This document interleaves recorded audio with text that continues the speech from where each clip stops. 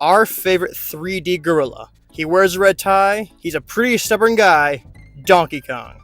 He's appeared in lots and lots of Nintendo games. He's been a hero, a villain, a golfer, a basketball player, a Smash character, and he's been in an Adam Sandler movie. You name it. But how did we get here to the big 2-5 today? How did Donkey Kong start off as a 2D villain on an arcade game to one of the most popular video game characters we know today? Well, today, that's what we're about to find out as we look at the lore and history of Donkey Kong through the years. Let's get into it. We start our journey in 1981. A young Japanese man from Kyoto, Japan, named Shigeru Miyamoto would change the video game landscape forever with the creation of Donkey Kong for the arcade. The game follows a beer-bellied Italian man named Jumpman. What, you thought I was going to say someone else? Donkey Kong has kidnapped Jumpman's girlfriend, Pauline. You play as Jumpman and play through variations of levels to save your damsel in distress. Donkey Kong throws barrels at you to prevent you from saving your girl. You jump, climb ladders, use a hammer, a truly revolutionary game for the time. A coin buster for kids back in the 80s, some would say. So, without the success of Donkey Kong, we likely don't get a lot of the great Nintendo properties we have today, because Donkey Kong would be a major financial success in the United States, starting the legend that is Donkey Kong. In the ending, we see Donkey Kong is defeated by Jumpman. He falls from grace, and Jumpman reunites with his beloved Pauline, basically concluding Donkey Kong's debut. He has lost, but this is only the beginning of Donkey Kong's story. Our next DK venture is actually with his son, Donkey Kong Jr. Jumpman has successfully captured Donkey Kong after the first game, and it's your job to break your father out from prison. Jumpman also has a whip as well. Just thought that was pretty messed up. As DK Jr., you climb ropes, eat fruits, and avoid enemies Jumpman is unleashing on you. Nintendo is honestly throwing me for a loop here. Is Jumpman supposed to be an animal abuser? Because it's throwing me for mixed signals, and I don't know what to think of this guy anymore. There are no good guys in the DK universe. Some are just worse than others, some would say. Donkey Kong Jr. reaches the end of his journey, saving his father and running out with him, and Donkey Kong giving Jumpman one last punch for good measure. Although not as successful as Donkey Kong the arcade game, it was still very successful. Then the game would put Donkey Kong in a better light and set him up for future successes in the Nintendo world. After fighting Mario and being saved by his son, Donkey Kong has moved on to better and brighter things, such as destroying gardens, because he's seeking refuge from Mario. He tries to destroy this guy named Stanley the Bugman's greenhouse and releases insects at him. You play as Stanley the Brave and must defeat Donkey Kong. Stanley could be a character in a Smash game, honestly. I think it'd be a lot better character than adding, like a piranha plant like they did last time.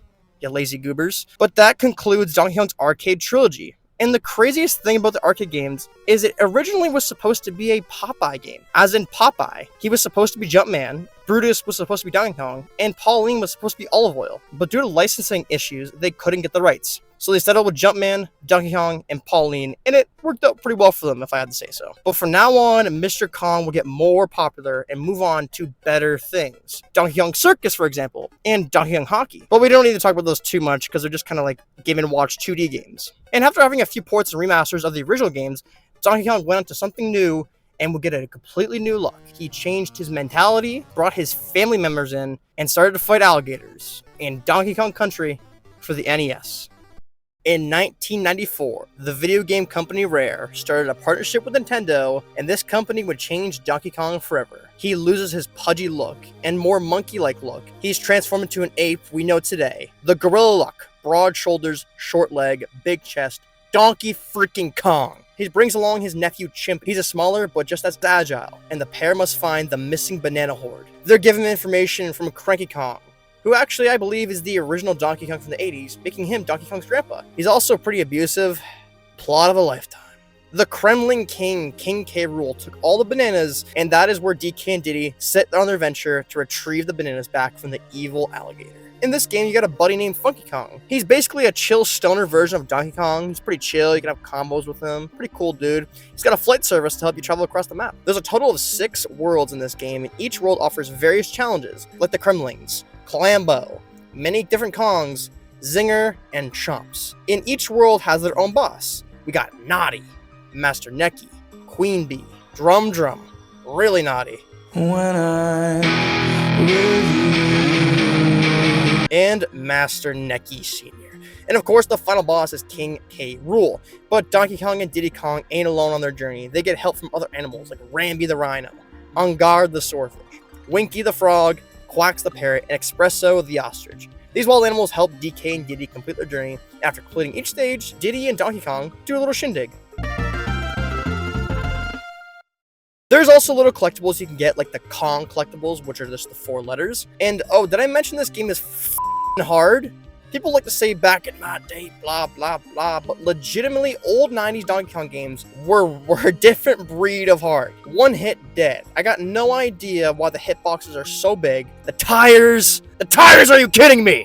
But ultimately, through the troubles, you eventually complete your journey, defeating King K. Rool, securing your banana empire for you and the rest of the apes. Cranky also comes along to talk some shit to you, saying he beat this game way faster than you, like a prick. But yeah, this is Donkey Kong Country, and the rest is history for this story. Until the next game. In our second installment of Donkey Kong Country series, we actually don't play as Donkey Kong. Wait, is that right? It is right. The plot of the game is that Donkey Kong has been captured by King K. Rool, and Donkey Kong's nephew, Diddy Kong, and his girlfriend, Trixie Kong, go on a quest to save Donkey Kong. A bit of false advertising never hurt nobody. A lot of the enemies in this game are the same, but we do have some new ones like Kerosene, Cloak, and Croak. You gotta love Croak. This game is like the first one. It's a very fun platformer that has a lot of challenges and some amazing music. Just listen to this.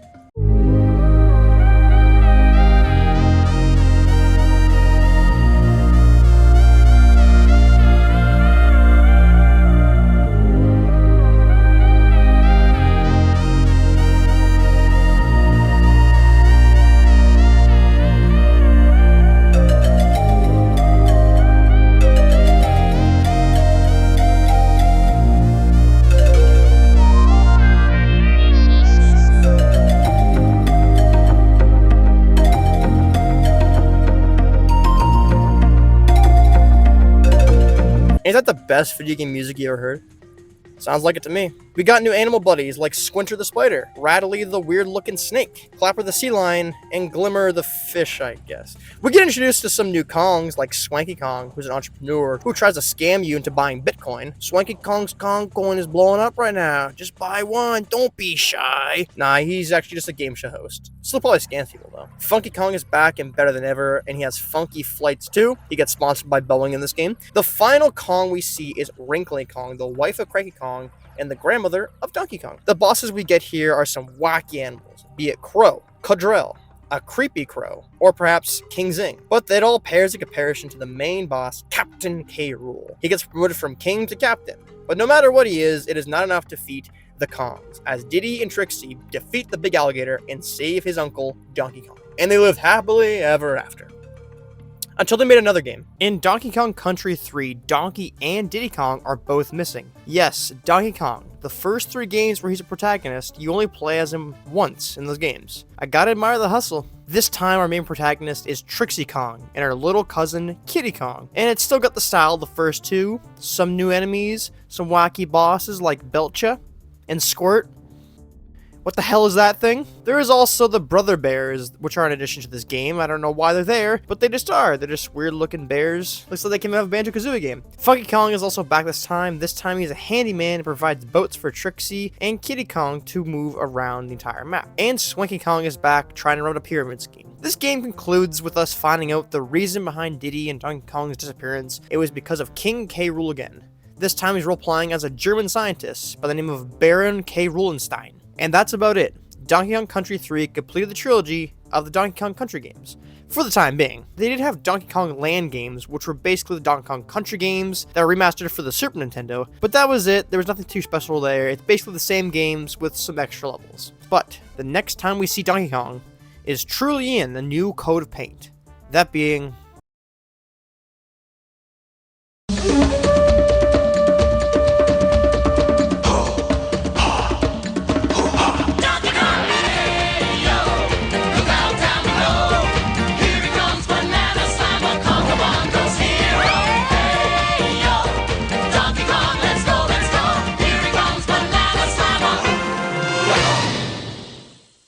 Well, here we are.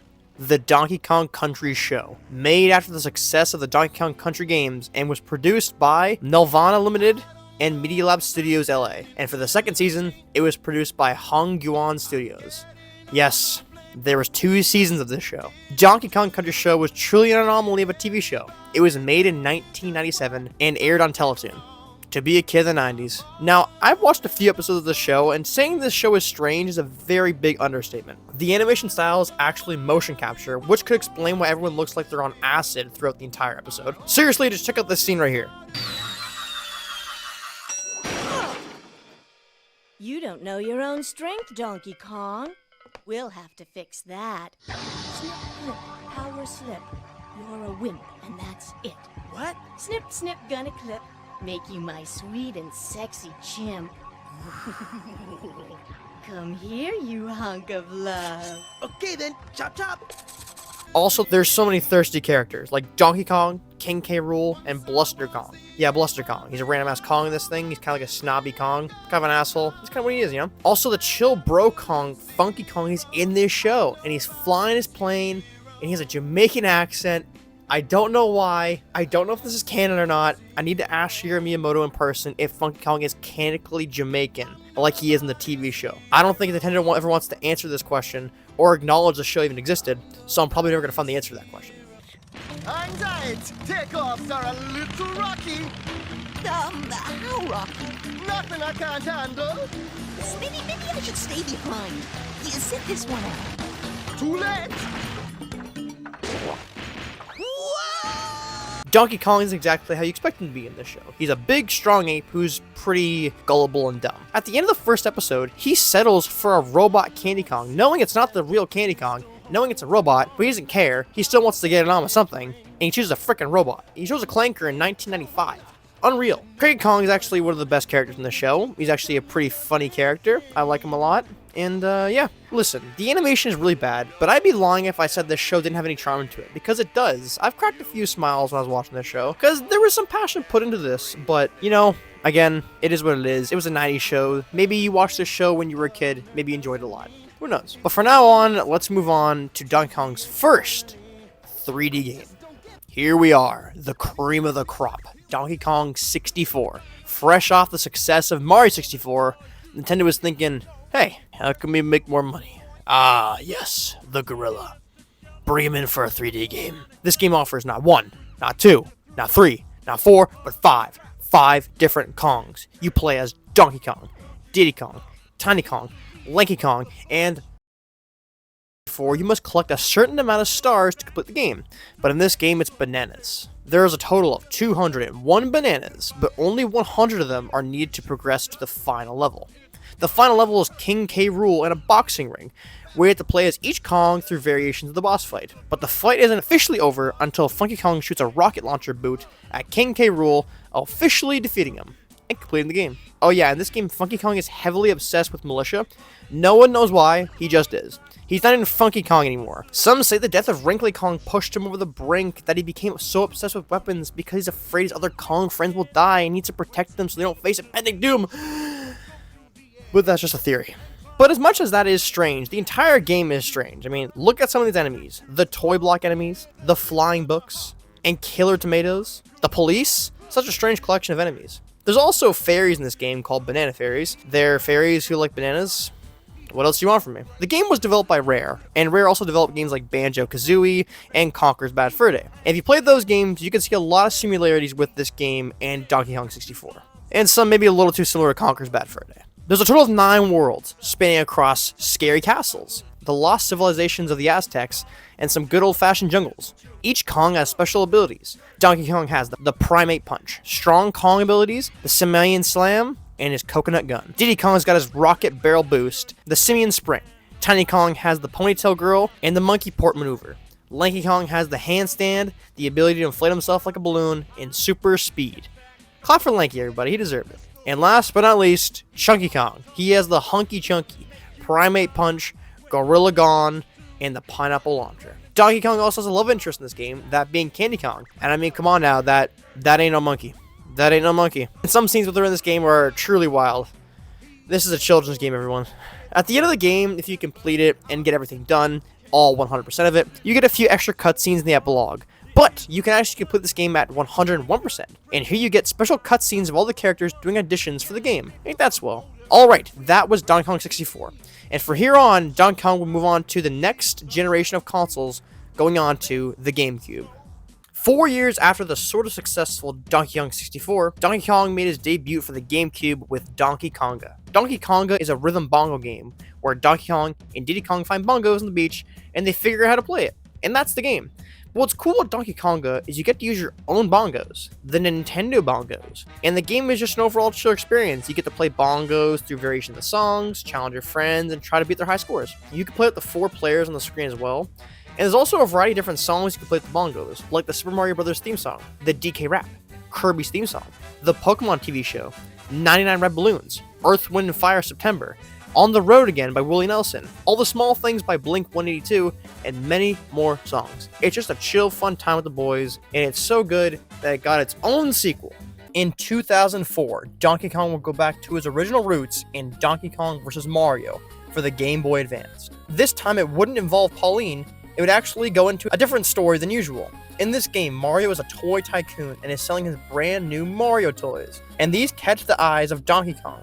So he goes to the toy factory to steal all the toys after finding out they've been all sold out. This causes Mario to chase him down and get his toys back. This game is a different style from the original Donkey Kong game. This one is more of a puzzle game that involves more problem-solving skills than just a regular old Mario game, jumping over barrels and hitting Donkey Kong with a hammer. And this style works really well. Being an 8-year-old playing this brings back a lot of great memories for a very underrated game. There is also boss fights with Donkey Kong, and this is where the game kind of becomes more of the average Donkey Kong arcade game rather than a usual puzzle game the game offers. The final fight, you do fight Donkey Kong, who uses a giant robot to fight you, but you eventually defeat him by throwing barrels at him and giving him a taste of his own medicine.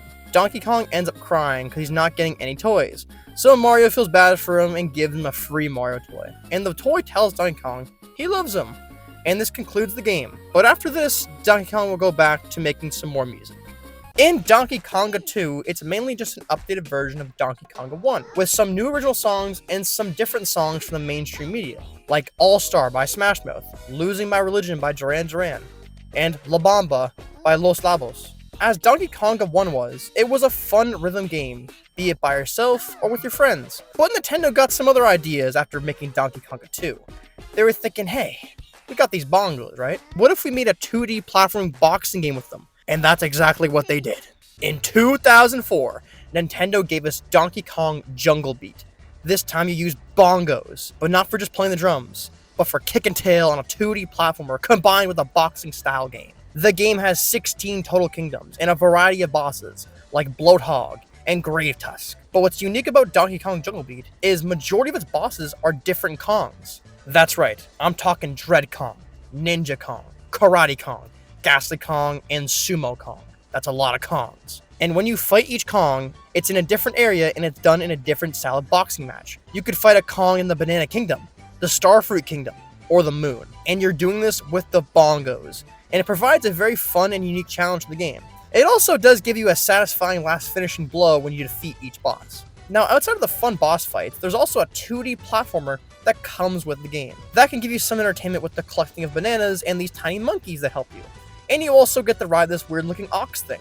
But from personal experience with this 2D part of the game, it drove me nuts. The bongos are great for boxing fights and great for making music, but they are not good for a 2D platformer. I can't tell you how infuriating it was to use bongos as a controller to move and jump. I don't know if I'm just really dumb, I probably am, but my brain and my hands were not on the same page when playing this game. I was going into overdrive with brain functions, trying to figure out how to jump and run at certain times. That stupid bongos, I wish. But a lot of people seem to like it, so who am I to judge? And after this, Donkey Kong would take a brief hiatus from the GameCube as he made his debut on another Nintendo console. This time, Donkey Kong would take his talents to the Nintendo Game Boy Advance with Donkey Kong King of Swing. King K rules back and steals Donkey Kong's medals, and DK must take the medals back. King of Swing is a 2D puzzle game. You know, you climb, you grab bananas. It's a very small game. Wrinkly Kong's ghost is there to help you. It's your basic 2D game. It's a game people forget exists, and there's not much to add to it. Let's move on.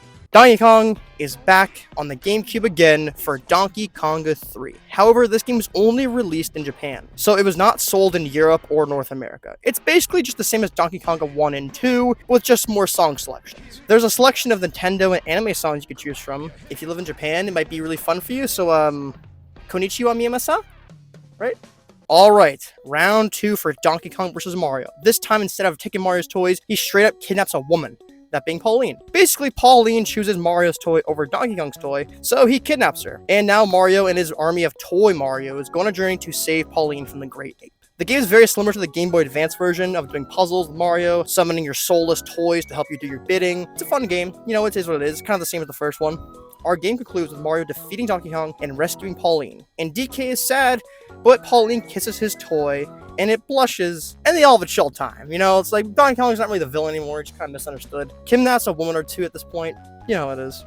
Alright, so we're back again, because Nintendo's cranking these sons of bitches out at this point. They're making Donkey Kong look like a repeat offender at this point. Not a good look for our boy. In this game, Donkey Kong brutally murders Pauline. Nah, I'm just joking. Nah, he doesn't do that. He takes Pauline again. But this game allows you to not only use mini toy Marios, but also mini DK toys, and Toad toys, and Peach toys. So they're just spicing things up a little bit, you know? And you know the deal is, you defeat Donkey Kong in the end. We don't even get a DK redemption arc this time. You just defeat him, and Mario's just like, f it. Alright, whatever. And that's the game of the minis march again. Now we're back to Donkey Kong's jungle games, as we are at Donkey Kong Jungle Climber. Well, we all saw what Donkey Kong did with King of Swing on the Game Boy Advance, so they're like, let's do it on the DS this time. So that's what we got, Donkey Kong Jungle Climber. It's basically just a sequel of King of the Swing. This time you get Diddy Kong by your side, updated graphics, King K. rolls back, causing chaos. That's about it. It's just a fun DS game. If you like King of Swing, you will very much enjoy Jungle Climber.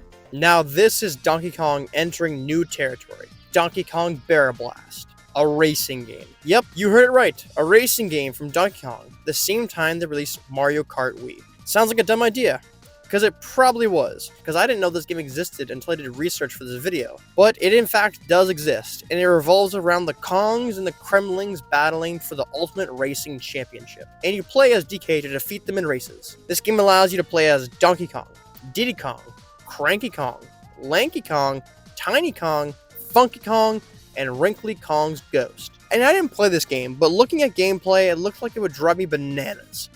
Why would you want to play this over Mario Kart? Does anyone even know this game exists? From the reviews it got really bad reviews, and from watching the gameplay, it looks really bland. You're on a very narrow path on the track. You get items like Mario Kart that can do different things, and you collect bananas for speed boosts. I'll admit, some courses look pretty cool, but overall, just not that creative of a game, especially since every racing game you're using barrels. It's just not it. If any of you played this game, let me know in the comments and see how it was back in 2007, if it was hype or not. But that's all we get from Donkey Kong Barrel Blast. Alright, so Donkey Kong is back on his bullshit and kidnapped Pauline again. This time it's in 2010. In this game, Mario opens up a theme park, where Donkey Kong shows up to get the brand new Pauline toy that only the first 100 guests get in the park. Donkey Kong comes in as the 101st guest, and bro is pissed, and kidnaps the real Pauline, and Mario is forced to save her with the help of his mini Mario robots.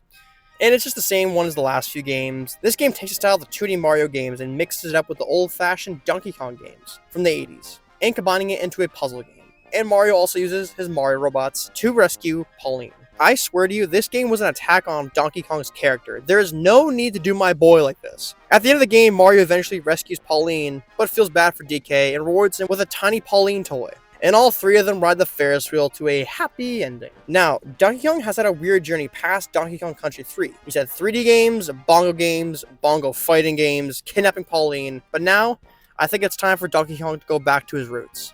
In the latest installment of the Donkey Kong Country saga, a new foe arrives, the Tiki Talk Tribe, a group of Tikis who hypnotize the animals of Donkey Kong Island and command them to steal Donkey Kong's bananas. So, Donkey Kong and Diddy Kong set out on their adventure to save the animals of Donkey Kong Island, and also defeat the Tiki Talk Tribe and retrieve their lost bananas. And this is actually the first Donkey Kong Country game that features multiplayer. In the early games, each Kong would take turns on who to play, but here, both people can play at the exact same time. There's a total of 9 worlds, and the 9th being a bonus world. And each world has a bonus level, and if you complete each bonus level, you get a special orb. And if you collect all 8 orbs, you get a special reward.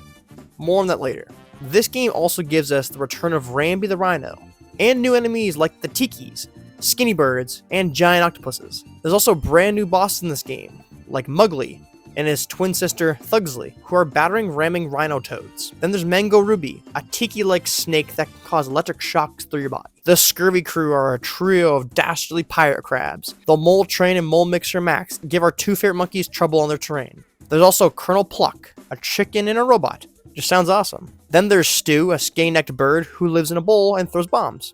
But that all pales in comparison to the big bad leader of the Tiki Talk tribe, Tiki Tong, a giant tiki with two big meaty hands who looks to stomp Donkey and Diddy Kong. And of course, after you defeat him, you punch the moon into the earth. Watch this other video if you haven't already. I talk about it right here. Watch it. The worlds vary on the island of Donkey Kong. There's factories, caves, and volcanoes. A truly complete game. And if you aren't a fan of the original Donkey Kong Country games, this game will be much better for you in my opinion. And also, it is my favorite Donkey Kong Country game. This game also introduces flying, as certain levels Diddy and DK use a barrel jet to fly around and avoid enemies. There's no Funky Kong, which is an L, but Cranky's dumbass is still there talking shit, which is nice. The game overall just plays so smoothly and flows nice, and it's just an overall great time. And after you beat the game, you get a bonus challenging level in the clouds. Remember those orbs you collect? Well, in the 9th world, you put all those orbs into a statue, and you unlock the Golden Temple level, and it's full of delicious fruits, and they're used as platformers. And after completing the level, you get the mirror item, which allows you to play the entire game backwards with only one heart. Just some extra bonus stuff for you. You can also do speed runs for each level in this game, and my god, it's hard to get gold. Trust me, I've tried. I got gold for the first level, and called it a day. But it's just some extra stuff for you to do. And with completing each level and beating mirror mode and collecting all the collectibles, you get to unlock different concept arts, trophies, and songs. And of course, an overall fun time. I can't say enough good things about this game. Get it for the Wii, it's way cheaper than the Switch. The Switch version is basically the same game with just some extra levels. It's $85, but it's your choice. A fun game in my opinion. 4 years later, DK is back. This time for a sequel, I think. Donkey Kong Country Tropical Freeze.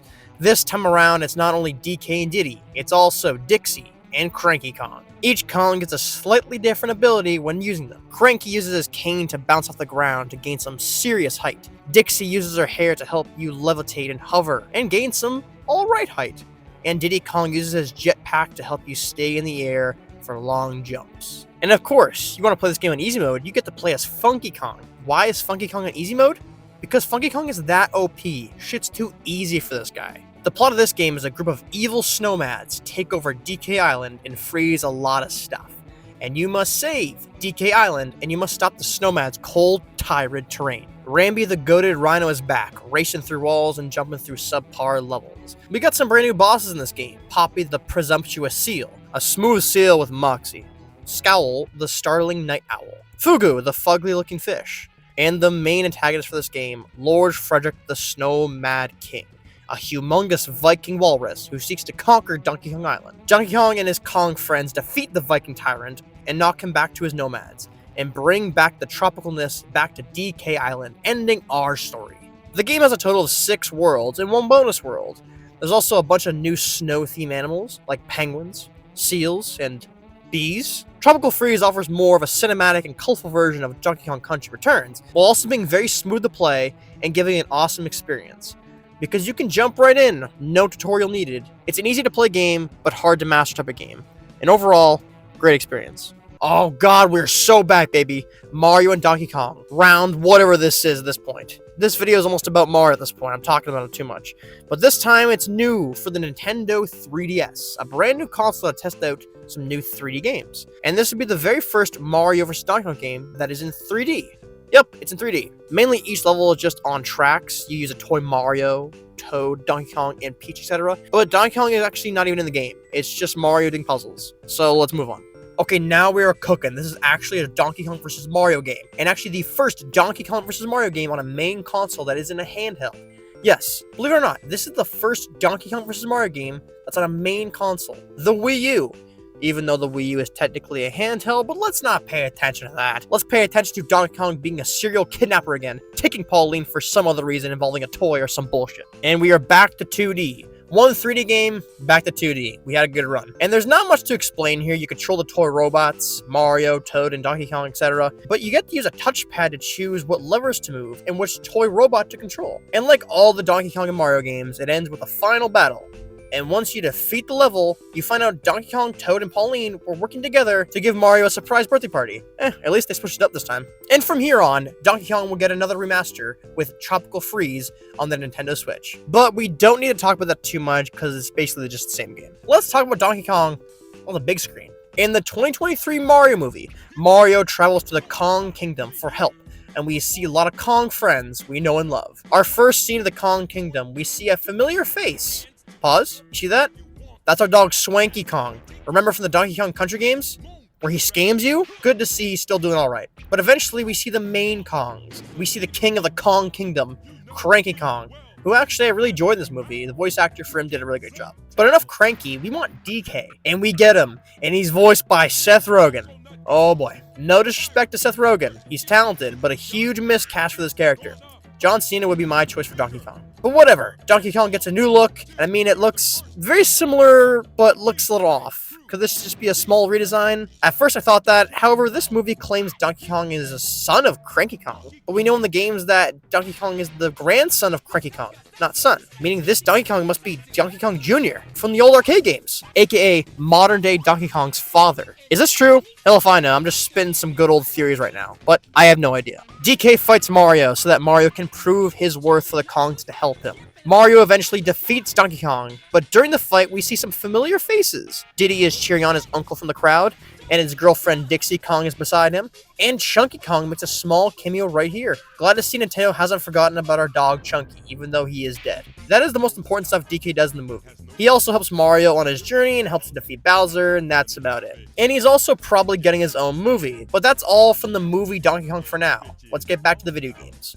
With Donkey Kong vs. Mario in 2024. Ah yes, nearly 10 years after the last Mario vs. Donkey Kong game, we get another one. This time it's for the Nintendo Switch. And it's actually a remake of the original 2004 version for the Game Boy Advanced. This game is actually a 1-for-1 remake, with the graphics are madly improved, and they added some better cutscenes, and it's just an overall improved game. It's rare to see Nintendo remake games, so it's cool to see they remade a Game Boy Advance game, which is awesome. There's a bunch of new levels you can do with it, and it's just, if you love the game from the 2004 one, you're gonna love this one. But after this game, Nintendo would remaster another Donkey Kong classic, that being Donkey Kong Country Returns, this time for the Switch. And again, it's the same game with updated graphics, with some extra bonus levels after you complete the game. But that's not what we're here to talk about. We're talking about the game that caused me to make this video in the first place. The brand spanking new Donkey Kong game, Donkey Kong Bonanza.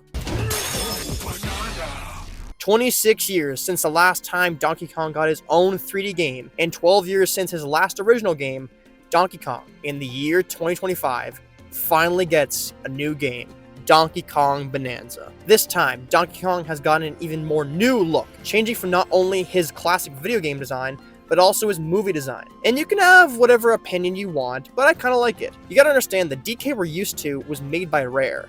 The Donkey Kong design when Nintendo had him looked like this. So it seemed Nintendo wanted to go back to more of his old roots, while keeping some attributes from his new look we know now and love him for. Also, I didn't play this game. I'm just going off the gameplay. Listen, I don't have a Switch 2. I make no money from this channel. I'm just doing it for the love of the game. In this game, Donkey Kong and his other monkey friends are cave miners, who mine for delicious bananas. But after a meteorite hits the world, it causes Donkey Kong to go into an underground world. DK discovers a little rock friend who accompanies him on his journey. But eventually, after using his chest as a drum beat, the rock breaks, revealing the person inside to be an adolescent Pauline. And Pauline accompanies you for the entire game. And when she sings, you get an upgrade. And the upgrades you get are the Kong Bonanza, Zebra Bonanza, Ostrich Bonanza, Elephant Bonanza, and Snake Bonanza. And like, when Pauline starts singing, I sit my white ass down and listen, because she's playing bops. Listen to this.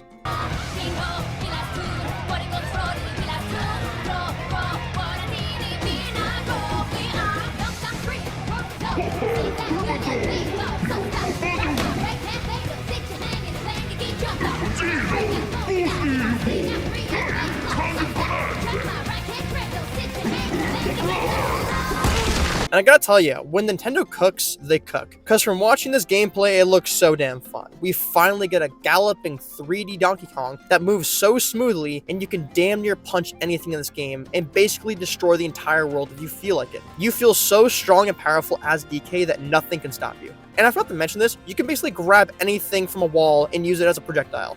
Seriously, concrete, dirt, grass, whatever you can grab, you can use the weapon and throw it. You can even start flying in the air with objects. You could do anything with it. This game was debuting for the Switch too, and there is motion controls you can do with it as well. You can start swinging your arms and banging your chest in real time, and DK will do it in the video game. It almost brings me back to the Wii days. I love it. Not only can you grab stuff, but you can dig underground areas, and you can also dig up as well. The digging part just adds another fun layer to this platforming aspect of a game. There's also a little level that you can do that is a straight Donkey Kong Country classic. A nice little nostalgia Easter egg for you.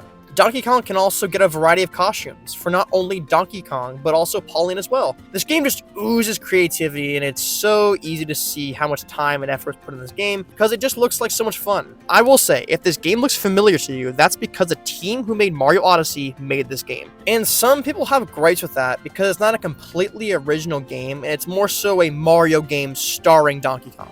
And I kind of have to agree. The game looks hella fun, but I kind of wish it looked more like a Donkey Kong game, and not just another Mario Odyssey world. But with that, there is still many new things I don't mind. Alright, now let's look at some of the weird bosses in this game. First one we look at is Grumpy Kong, an orangutan like Kong. He's got a grumpy expression and is the director-manufacturer of the Void Company. Another boss we face is Poppy Kong, who is a female Kong, and she's the director of intelligence of the Void Company. And let's be real, is kind of it's a cartoon character, I gotta stop. We also get to race Diddy and Dixie Kong. They're not bosses, but it's just a fun little race you can do. Our final boss is against Void Kong, the mastermind behind the Void Company, who is here to put a stop to Donkey Kong. But after a hard-fought battle, Donkey Kong and Pauline prevail, and they live happily ever... Oh, god damn it. Oh, that's right. The real villain all along is King K. Rool, the first time he's been a mainline villain since 1999. Big Dog comes out of retirement to run the ones with DK one last time. In our final battle, we fight the giant alligator, and this guy is huge. After fighting him on the Banana Empire, you defeat him, and you and Pauline can finally return to the surface. And the two complete their journey, and that is the game. An amazing game with some plot twists. And an overall awesome... Oh, god damn it! Alright, one final boss fight. King K. Rool made it back to the surface and takes over a real-world city, and you and Pauline face off against the crazed alligator in a boxing ring, just like in Donkey Kong 64. But this time, King K. Rool is supercharged to K. Rool, King of Rot. And through this boss fight, you use your supercharged abilities to defeat K. Rool. And at the end of the fight, DK hits King K. Rool with a supercharged punch, launching him into the sky. And with this, they save the city. Pauline would then become the mayor of the city, and then name it New Donk City, where we see it in Mario Odyssey. And then Donkey Kong goes back to his home to do what he loves. And that is the conclusion of the Donkey Kong games. We have seen our friend Donkey Kong through many phases. He's become an icon in the video game landscape. Sure, he's not only in these games, we also see him in many different games, like Mario Party, Mario Kart, Mario Tennis, Mario Sluggers, Mario 3-on-3 Hoops, Punch-Out! So many different journeys our favorite gorilla has been on. But for now, that's what Donkey Kong's journey has been so far to this day. And that is the video, everybody. Thank you for watching. This one was a fun one to make because I got to look at all the freaking weird Donkey Kong games that he's been in. And the good ones he's been in as well. But thank you for watching. I think for my next few videos, they're not going to be as long. I'm going to try to make a video once or twice a week. Maybe they won't be as long as like a 40 minutes to an hour. They might be about 10 minutes, maybe 20, maybe 15 minutes around that mark. But that's what I'm looking to aim to do so I can put out some more content. But that is all from me, ladies and gentlemen. Please enjoy the rest of your day and get some bananas in you. Goodbye now.